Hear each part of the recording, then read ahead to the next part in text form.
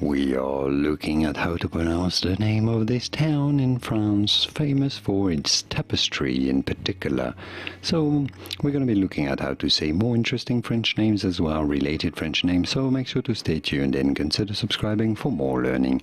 So, for reference, in French in France, this is said as Bayeux, Bayeux. Now in English there are two different ways of saying it.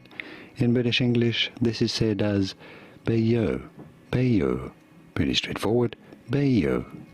Now in American English this is usually said as Bayou, Bayou in American English, or Bayeux in British English. All of this from French, Bayeux, so the British pronunciation is way closer, Bayeux in French.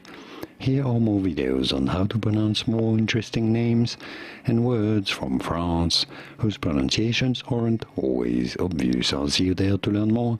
Thanks for watching.